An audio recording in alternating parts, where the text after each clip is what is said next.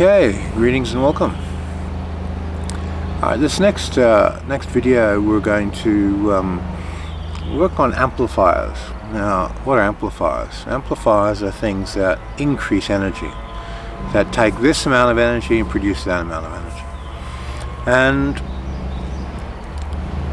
there are lots and lots of different types of amplifiers for Qigong practice. So if you're on this path of working with energy and transforming energy, obviously volume and quality are the two things you're interested in. How do you refine the energy and how do you increase the volume of the energy? Amplifiers are techniques to increase volume, not refine. They're volume amplifiers. Okay, so right now I'm in Koyasan. I'm sitting between huge trees. All around me are trees going up to over 1 meter in diameter, and these trees are amplifiers. The energy that I'm producing is interacting with their energy fields like a transformer. It's taking that energy and it's amplifying it, and I'm not having to do anything for that other than be a part of this field of consciousness of trees. So how do we become a part of the field of consciousness of a group of trees so that that group of trees acts as an amplifier for the energy you're working with? The first is creating the mental space in which you go into union with those trees. You have to open your energy up so that your mind occupies the space of the forest.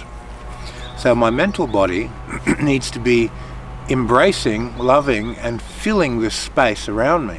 So I've got to feel the tree, touch the tree, breathe vitally into the tree, and allow my mind to become a part of that tree. And go through each tree, physically touch, smell, breathe, feel each tree I want to be a part of me.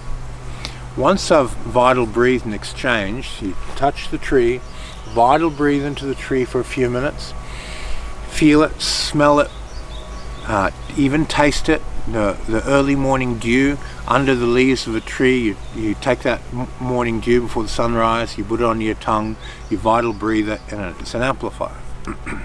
It makes that tree become a part of your field of consciousness and amplifies the energy you're working with.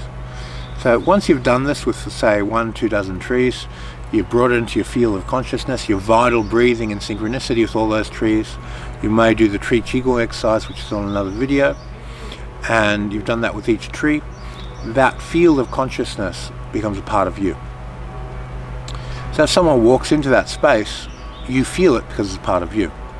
So this comes into the shamanic traditions, when you put your hand on the ground, breathe in the ground, the vibration of the ground passes through your consciousness and you experience it. Now, breathing into all these trees, I first want to use the life force as my primary energy, and I want to use the energy of the forest as my baseline. So I don't want it to amplify what I'm doing yet. I want to be in resonance with the amplifier. Once I've breathed into all these trees, I'm in resonance with the amplifier, then I may swing my body mechanics towards magnetism by pulling the joints open, taking on the physiological state of holding a baby, and then put my mind around all these trees and move into a state of love and protection, and start to breathe the love for the forest and protection for the forest. And as that magnetic fluid builds, the forest will love you in the same way that you're breathing the love into the forest. Now, that love will reflect through your astral body. Your astral body is a timeline from self-awareness in your mother's womb up to the present moment, and it projects all the way forward as possibilities of continuous streams to the moment of death. So your astral body has projections.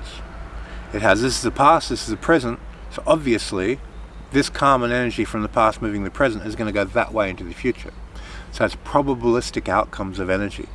Your karma's moving that way. So if I've got a hose and pumping water out, and the hose represents the past, the spout represents the present, The future is where that water is spraying into the distance. It's predictable. You can point it to where you want. Cause generates effect. Karma is predictable. Yes, so that's very obvious that if you're doing something, the karma is going that direction.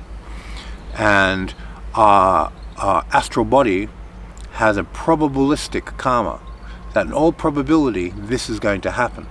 But it's changeable. We can change it. But it's probabilistic.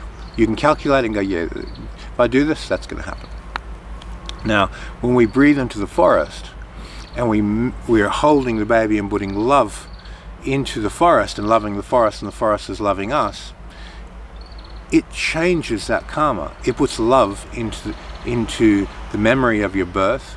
It puts love into when you're a baby, into your childhood, into your teenage years, into your adulthood. And as the love of the forest changes your astral body and you're loving yourself, your karma changes. That means a moment ago the probabilistic outcome was to go that way, and then it changes because now the probabilistic outcome has more love in it, so your response to everything and everyone in your environment has now changed. That means your karma has changed and the direction of your life has just changed. So we want to recognize these energetic potentials for change. Now, the amplifier that allowed this to happen was loving the forest. If I just loved myself in the small space, it's subject to the amount of momentum that I have over myself, rather than the power of the forest to love the forest and the forest loves me, and that's a far greater amplifier to change me. So when we're looking at these using amplifiers, what you give to the masses of all this huge forest around me and what they give back changes me on a much more dramatic level than if I just tried to do it to myself.